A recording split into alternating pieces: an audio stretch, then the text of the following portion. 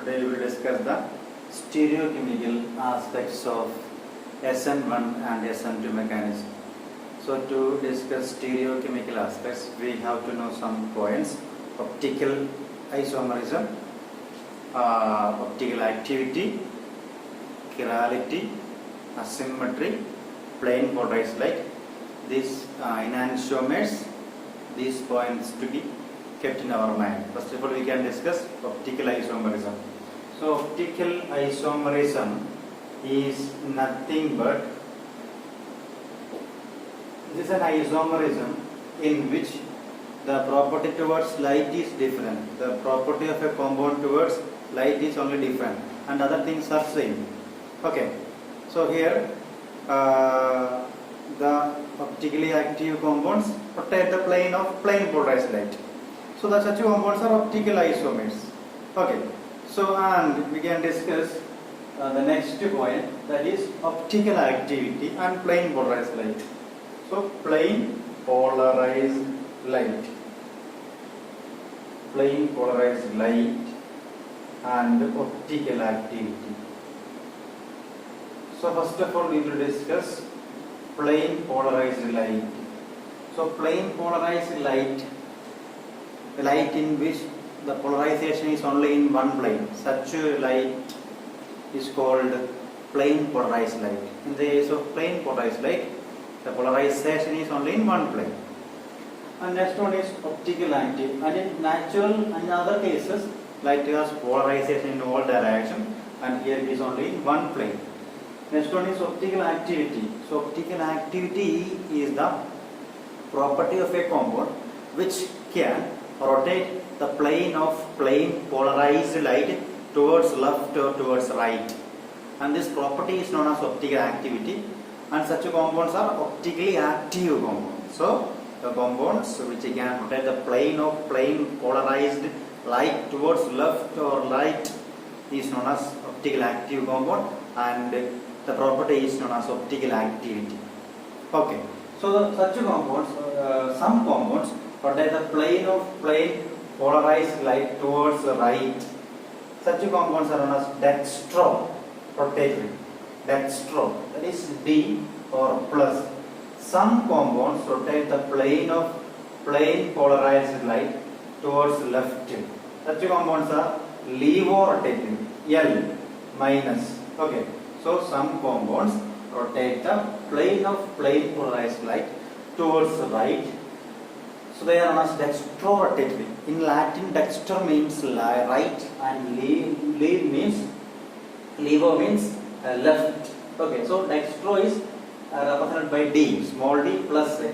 Levo is represented by small l minus a. Okay, so we have dextro-rotatory and levo-rotatory. The next point is some conditions are there for optical activity. So compound should follow some conditions to show optical activity. So we can discuss the conditions. These are asymmetry and chirality, molecular asymmetry and chirality, molecular asymmetry and chirality. So in the case of molecular asymmetry, the objects which are having non-superimposable mirror image, the molecules which are having non-superimposable mirror image, molecules which are having, or the objects which are having non-superimposable mirror images are optically active. Okay, so we can take the example. What is non-superimposable mirror image? So the mirror image of P, we can take the mirror image of P is this one. Okay. So this is a non-superimposable mirror image, and the mirror image of A is this one, and this is a superimposable. This is superimposable. Spelling is SABLE. This is non-superimposable. Okay. Then what is the difference between non-superimposable and the superimposable mirror images? So if you take P and keep it on the P, this P, it is non-superimposable. എന്ന് പറഞ്ഞാൽ ഈ P എടുത്ത് ഈ പിയുടെ മേലെ വെച്ച് കഴിഞ്ഞാൽ രണ്ടും ഒരുപോലെ ആയിരിക്കില്ല, വ്യത്യാസം ഉണ്ടാവും. ഓക്കെ, ബട്ട് നമ്മൾ ഈ എ എടുത്ത് ഈ എയുടെ മേലെ വെച്ച് കഴിഞ്ഞാൽ ഒരുപോലെ ആയിരിക്കും. അപ്പൊ അങ്ങനെ വെച്ച് ഒരുപോലെ ഫിക്സ് ആവുന്നവരെ നമ്മൾ സൂപ്പർ ഇമ്പോസിബിൾ മിറർ ഇമേജ് എന്നും വെച്ച് ഫിക്സ് ചെയ്ത് കഴിയുമ്പോൾ ഒരുപോലെ ആകാത്തവരെ നമ്മൾ non super impossible mirror image എന്നും പറയും. നമ്മൾ എക്സാമ്പിൾ പറയുകയാണെങ്കിൽ നമ്മുടെ ലെഫ്റ്റ് ഹാൻഡിൽ നമ്മുടെ റൈറ്റ് ഹാൻഡിന് മേൽ എന്താണ് മിറർ ഇമേജസ് ആണ്. അപ്പൊ ലെഫ്റ്റ് ഹാൻഡിന്റെ മേലെ റൈറ്റ് ഹാൻഡ് വെച്ച് കഴിഞ്ഞാൽ ഒരുപോലെ ആയിരിക്കില്ല. So that is known super impossible mirror image. So the objects which are having non superimposable mirror images are optically asymmetric. They are known as asymmetric. Okay. And so in the case of organic compounds we can discuss. There are some conditions for optical activity. First of all, the compound should have non-superimposable mirror image. First of all, the compound should have non-superimposable mirror image. And in the case of organic compounds, carbon should have 4 different valencies. The valencies of carbon should be different.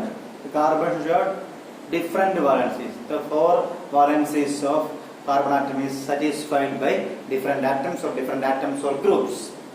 Okay. And these 4 valencies should directed towards a regular tetrahedron. Another condition.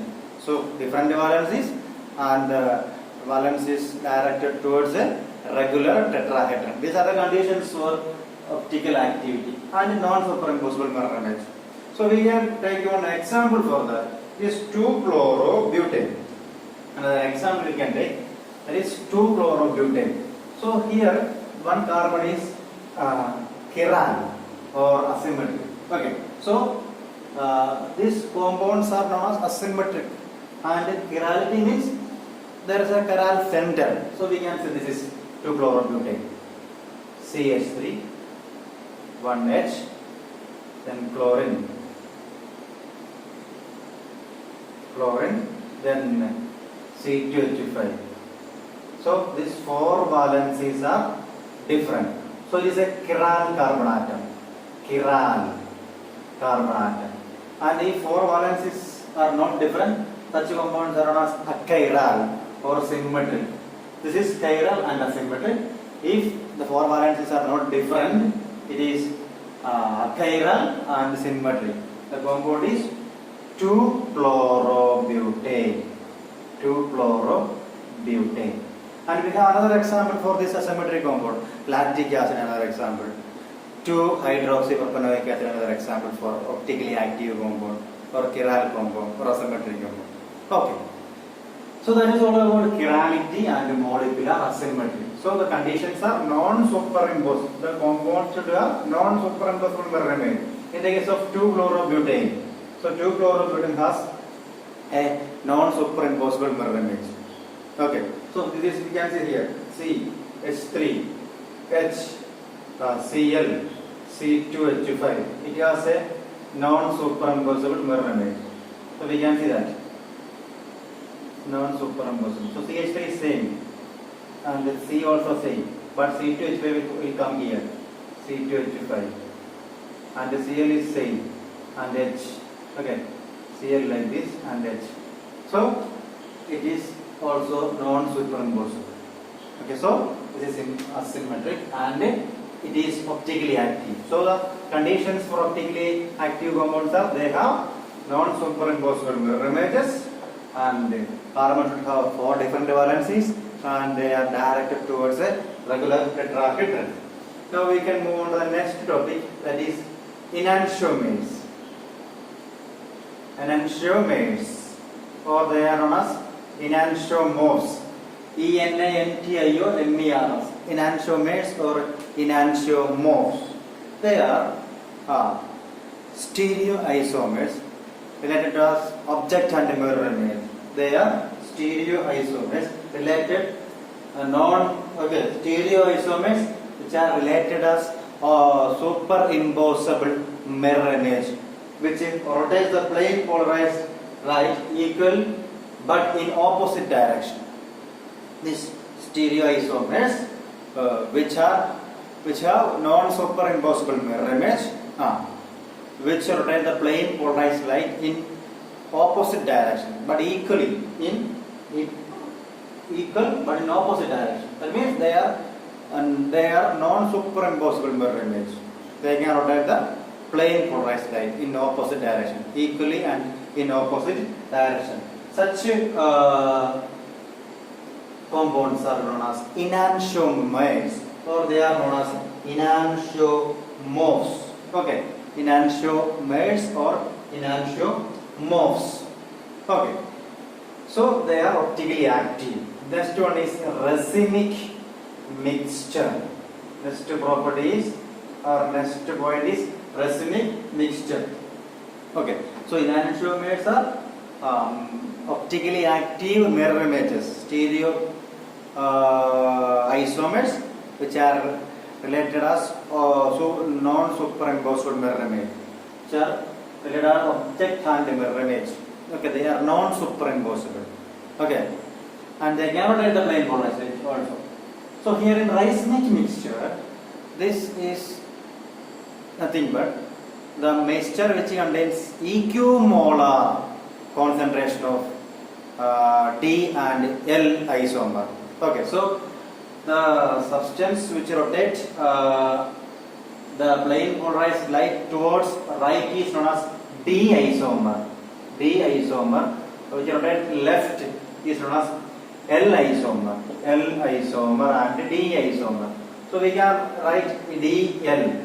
So this is a DL mixture. Racemic mixture is 50% D and 50% L, or plus minus, either DL or plus minus.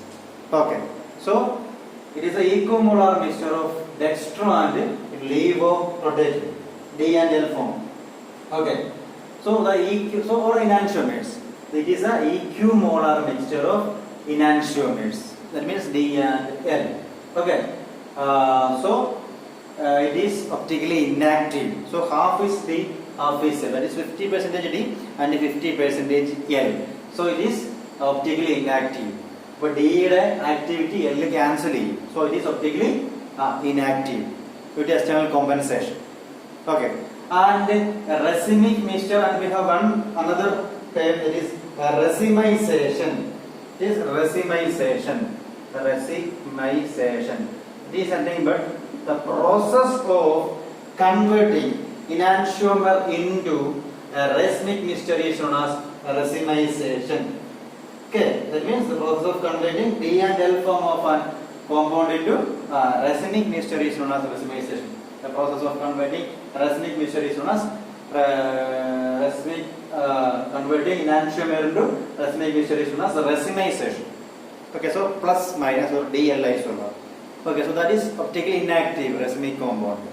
Okay, so we were discussing the stereochemical aspects of SN1 and SN2. Okay, SN1 and SN2, and we have discussed that in the case of SN1, retention takes place. Okay, retention. Another word, retention. In the case of SN1, retention takes place. Retention is nothing but the preservation of the configuration after the reaction. So SN1, there is a carbocation is formed. So that carbocation has the carbocation lies in one plane. So the nucleophile can attack from either side, from left or right side. So from left side it attacks and form one configuration. Okay, and in the case of another attack, that is nucleophile can attack from right side and gets another configuration. So retention is nothing but preservation of the compound, and in this case, and in the case of SN1 mechanism, racemization takes place. Racemization takes place. Okay, racemization, because in this case the nucleophile can attack from left side and from right side. So left side, after attacking left side you get a product with the configuration. After attacking from right side you get another product. Okay, so 50% is retention product and 50% is inverter product. Okay, that means from two sides. That is we already discussed it. This point we already discussed. So racemization takes place in the case of SN1 reaction. So in the case of SN1, racemization takes place because the nucleophile can attack from right side to the carbocation. Okay, And in the case of SN2 mechanism, inversion of configuration takes place. In the case of SN2 mechanism, inversion of configuration takes place because the nucleophile attacks from the back side of the alkyl halide and the configuration of the reactant gets inverted. So, in the case of SN2, inversion takes place. So, that is the stereochemical aspects of SN1 and SN2. So, stereochemical aspects we can say that, so in the case of SN1, racemization takes place because the carbocation is attacked by the nucleophile from left side and right side. So, you are getting two products, 50% and 50%. 50 is to 50%. D and L isomer, you are getting D and L isomer. So, it is racemization. And in the case of SN2, the nucleophile attacks the alkyl halide from back side, so you are getting an inverted product. So here inversion takes place. Okay. So in SN1 racemization and in SN2 inversion. So that is all about today's session. Thank you.